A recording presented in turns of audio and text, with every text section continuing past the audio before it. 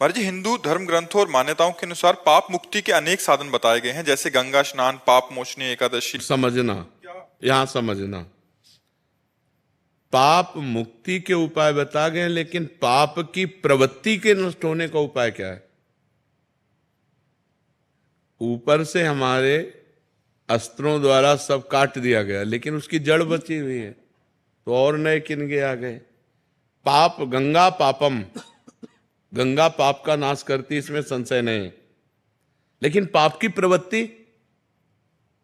गंगा नहा के आए फिर 100 पाप कर लिए, फिर गंगा नहा के आए फिर 100 पाप कर लिए, तो हाथी स्नान हुआ, हाथी स्नान किया, सूंड से धूल डाल लिया, तो स्नान का मतलब क्या हुआ?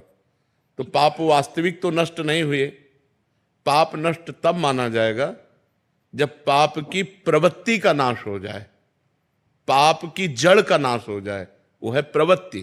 बोले बड़ा पाप प्रवृत्ति वाला आदमी है, बहुत पापी आदमी है। तो पाप की प्रवृत्ति सबके अंदर रहती है, कुमति सुमति सबके उड़ रहे।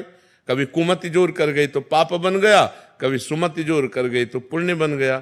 तो तीर्थों के जो उपाय हैं वो पाप नष्ट करने के लिए हैं, लेकिन अध्यात्म जो है वो पाप प्रवृत्ति को नष्ट करता है। गंगा को भी निष्पाप करने की सामर्थ्य एक महात्मा रखता है।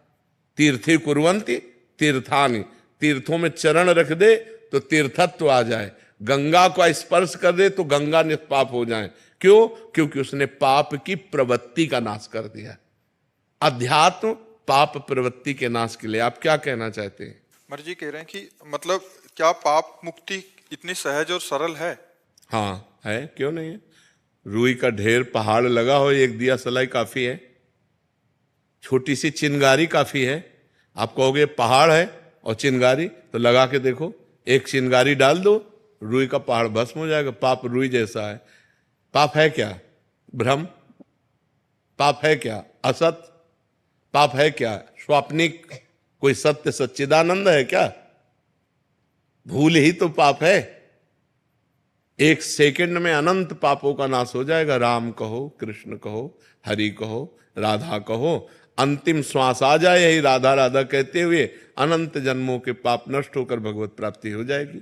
अजामिल ने पुत्र के बहाने से नारायण पुकारा तो भगवत पार्षद आ गए और उसको परम पद की प्राप्ति हुई।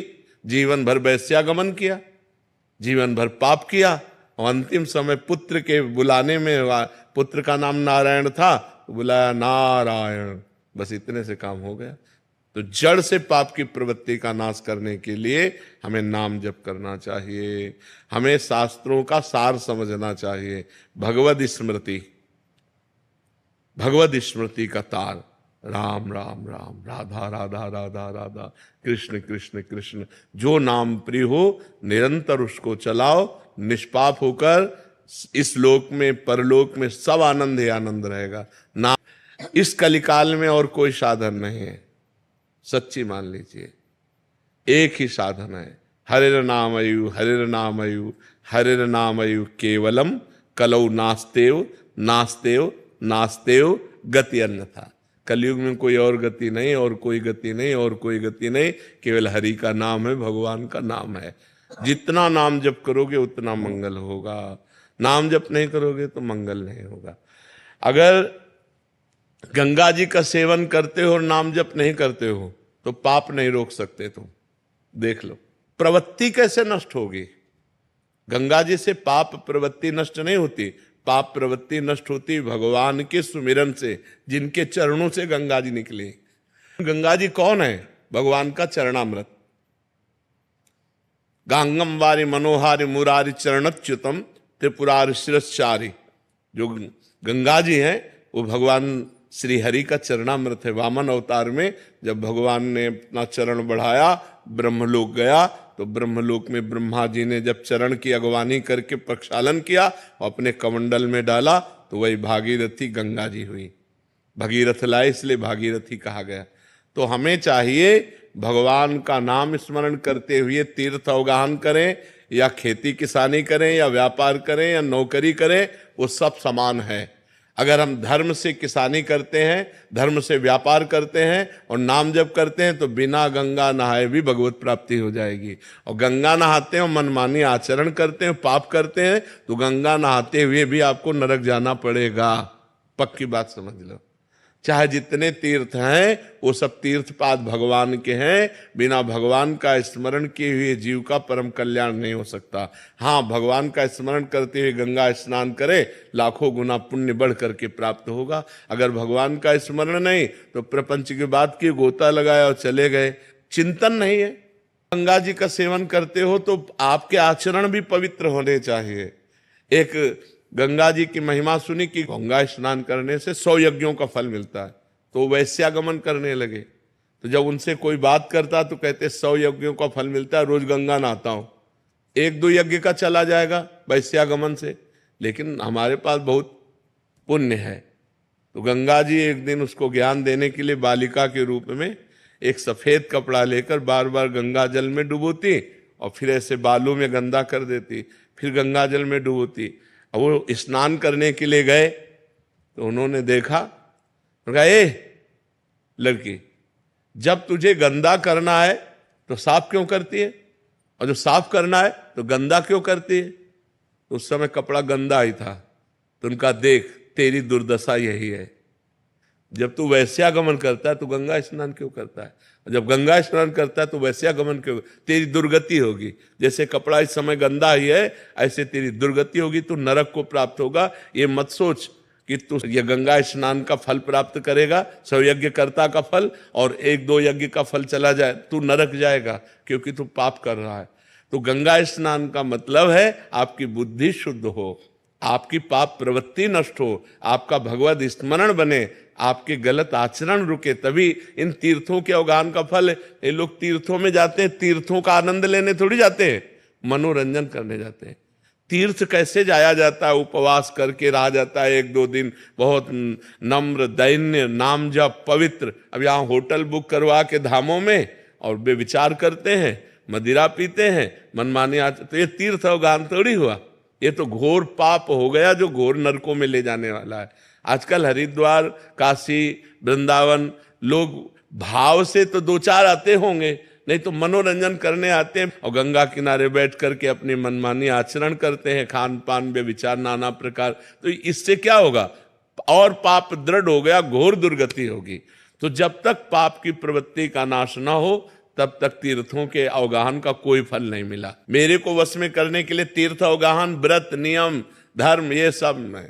एक ही बात है, महापुरुषों का संग, क्योंकि संत संग से प्रवृत्ति जो हमारी गलत है वो त्याग हो जाती है, पाप की प्रवृत्ति का नाश। अब आप एकादशी रहते हो, मनमानी आचरण करते हैं तो आपकी दुर्गति होगी। आप तीर्थयाटन करते हैं, आप गृहस्थ धर्म का पालन करते हैं, आप और भी सब, लेकिन मनमानी आचरण करते हैं, पाप करते हैं, तो आपकी दुर्गति होगी। तो सत्संग के द्वारा बुद्धि का भगवान में लग जाना, इससे बड़ा कोई का फल नहीं है। भगवान शंकर जी कहते हैं, उमा संत समागम सम न लाभ कछुआन। क्यों? क्योंकि उससे हमारी बुद्धि का परिवर्तन होता है। हजारों लोग ऐसे हैं जो आकर के बताते हैं कि मुझे 1 साल हो गया, 2 साल हो गया, सब गंदे आचरण छोड़ दिए और नाम जप करता हूं, आज आपके दर्शन हुए। तो वाणी सत्संग की सुधार पहले कर दिया और मिलाया बाद में आकर के। तो सब तीर्थों के अवगाहन का फल, सब धर्म के कर्म का फल एक ही है कि आपकी पाप प्रवृत्ति नष्ट हो जाए, आपसे पाप आचरण होना बंद हो जाए, तो बात ठीक रहे। नहीं तो क्या फायदा, सब कर रहे हैं और फिर वही पाप आचरण कर रहे हैं, तो उससे कोई लाभ नहीं मिला। भगवान के चरणों में प्रेम नहीं तो जोग कुजोग है, वो ज्ञान अज्ञान है, वो धर्म कर्म आग लग जाए। जिसमें भगवान के नाम में न प्रेम हो, भगवान के चरणों में न प्रेम हो। महाराज जी, इसमें एक प्रश्न है कि महाराज जी, क्या तीर्थयाटन या स्नान आदि या व्रत आदि नहीं करना चाहिए? ये करना चाहिए, पर पाप त्याग कर। हम आज जा रहे हैं, पापी पुरुष हैं, गंगा स्नान के निष्पाप हो जाएंगे, लेकिन हमें आगे पाप नहीं करना, ये नियम लेना चाहिए। हम हरिद्वार जा रहे हैं तो नियम लेना चाहिए, आज से हम पाप नहीं करेंगे। अगर आप हरिद्वार जा रहे हैं, गंगा स्नान कर रहे हैं, अपने पाप आचरण नहीं रोक रहे, तो आपको लाभ क्या मिला गंगा स्नान का? आपको वहां जाने का फल क्या मिला? वैसे ही कि वैसे गंदे तो बने हो, वही गंदे आचरण कर रहे हो। लाभ तो जब आपका परिवर्तन हो। इसीलिए सर्वश्रेष्ठ स्नान सत्संग है। अगर सत्संग रूपी गंगा में गोते लगा लिए, ज्ञान गंगा में गोते लगा लिए, तो फिर आप निष्पाप हो गए, पाप की प्रवृत्ति का नाश हो जाता है। इसलिए तीर्थों का जाना मना नहीं है, लेकिन तीर्थों में मनमानी करना मना है। आप तीर्थों में आज जैसे जाते हो ऐसे नहीं, होटल बुक कर लिया, मनमानी आचरण करो, ऐसे नहीं तीर्थों में जाया जाता। नम्र, दैन्य, व्रत, उपवास, भजन, साधना, त्याग, तपस्या, दान, पुण्य, ये सब करने के लिए तीर्थों में जाया जाता है और नियम लिया जाता है। तो बोले भाई देखो अब हम बद्री नारायण हो आए, अब हमसे झूठ तो नहीं बोला जाएगा। पुराने लोग थे कि भाई हम केदारनाथ हुआ है, बद्रीनाथ हुआ है, अब हम झूठ नहीं बोल सकते क्योंकि हम बद्री नारायण के दर्शन कराए। लोग पहले नियम, देखो हम गंगा नहा के आ रहे हैं, हम झूठ नहीं बोल सकते, हम पाप नहीं कर सकते अब क्योंकि हमने गंगा स्नान कर लिया। ये है तीर्थों के फल का, अवगाहन का फल है हमारे आचरण सुधर जाए, हमारा चिंतन सुधर जाए। नहीं तो फायदा क्या हो, हमें बताओ।